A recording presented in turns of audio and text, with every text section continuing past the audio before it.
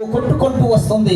సిలువలో ఉన్న సున్ని ఆ యొక్క యేసు ప్రభు వేసుకుంటాడు కదండి, అదేమో గాలితో కొట్టుకుంటూ వస్తుంది. చూస్తున్నాను, అది తప్పనిసరిగా నా తల మీదుగా వచ్చి నిలబడుతుంది.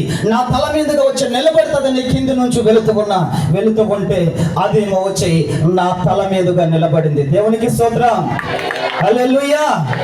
నా తల మీదుగా వచ్చి నిలబడేసరికి వీరింకా నా బాడీ దగ్గర కూర్చున్న వారందరూ కూడా నాకు ఇంకా కనబడట్లే. ఒక్కడే కనబడుతున్నాడు, దేవుడు ఒక్కడే కనబడుతున్నాడు. ఆ యొక్క స్వరం వినపడుతుంది, ఆ సున్నిలో నుండి స్వరం వినపడుతుంది.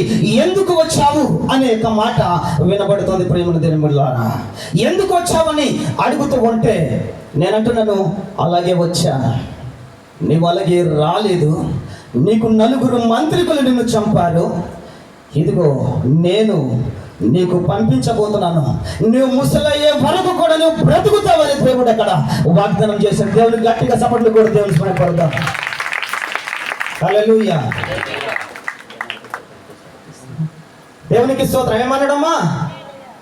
ఏమన్నాడు? ముసలయ్యే వరకు కూడా నువ్వు బ్రతుకుతావు. ఇది వాగ్దానాన్ని ఇస్తున్నానని దేవుడు చెప్పాడు. ఇదిగో ఈ రాత్రి నీలో ఉన్న బలహీనత, నీలో ఉన్న రోగం, నీలో ఉన్న అన్ని కూడా ఈ రోజు పరిశుద్ధ అగ్నితో నేను కాల్చివేస్తాను. ఈ రాత్రి నీ దగ్గరికి వస్తానని ప్రభు చెప్పాడు. దానిని చూస్తున్నాను నేను. మళ్ళీ నా ఆత్మ దిగి వచ్చిందమ్మా, జాగ్రత్తగా వినండి. నా ఆత్మ మళ్ళీ దిగి వస్తుంది, కిందికి దిగి వచ్చి నా బాడీ ఎక్కడైతే పడుకొని ఉందో అక్కడికి వచ్చి మళ్ళీ నా లోపల దూరిపోయింది. దేవునికి చప్పట్లు కూడా గట్టిగా మనం పడతాం. హల్లెలూయా.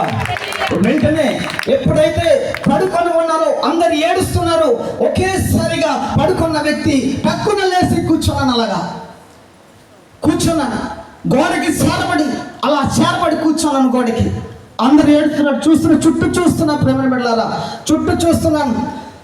కన్నీళ్ళంతా కారుస్తూ కొట్టుకుంటున్నారు, తల బాదుకుంటున్నారు, నెత్తుకుండా కొట్టేసుకుంటున్నారు, బాధేసుకుంటున్నారు. అమ్మా, మీకు ఇక్కడ అమ్మలంటే తెలియదు, ఏమంటారన్నా? రాగి జామ అంటారు కదా. రాగి జామ తెలుసమ్మా? మేము అమ్మలు అంటాము. చూడు, పిండాడించి అమ్మ అమ్మలు కొంచెం ఇస్తారా అని అడిగాను. అమ్మ మరి 3 నెలల పాటు ఆహారం తినని వ్యక్తిని ఆ రోజు ఎందుకమ్మా 2 చెగులమ్మలు తాగాను? నా ప్రభు మాట్లాడాడు, ఇంక అన్ని తొలగిపోయినాయి. దేవునికి స్తోత్రం. అప్పుడు 2 చెగులంబలు తాగి కూర్చొని అమ్మ 4 మంత్రికులట ఏం చేశారు? దయ్యాల గుడి రక్తపు బియ్యం తీసుకొచ్చి మనలను ఎక్కడికి వెళ్ళిన బ్రతకూడదని చేశారట. అమ్మా, నా ప్రభు నాతో మాట్లాడాడమ్మా. మీరు వెంటనే వెళ్ళి, ప్రభు చెప్పాడు, బియ్యం తీసుకొని వెళ్ళండి, కొబ్బరికాయ తీసుకొని వెళ్ళండి, ఆ దయ్యాలకు పనికొచ్చేవి అవే కనుక ఈ 4 పేర్లు చెప్పి ఏ రోడ్డు నుంచి అయితే మీరు వచ్చారో అదే రోడ్డుకు వెళ్ళి ఆ బియ్యము కొబ్బరికాయ పేలగొట్టేసి విసిరేసి వచ్చాయి. ఈ రాత్రి నేను దగ్గరికి రాబోతున్నాను. దేవుని స్తోత్రం, హల్లెలూయా. చెప్పాను. వెంటనే ఎదురు చూస్తున్నానమ్మా. ప్రభువా, నిజంగా నీవు దేవుడివేనా? నిజంగా నువ్వు దేవుడు అయితే ఈ రాత్రి నా దగ్గరకు వస్తావయ్యా. ఎందుకంటే నువ్వు మాట్లాడిన వాడు దేవుడువా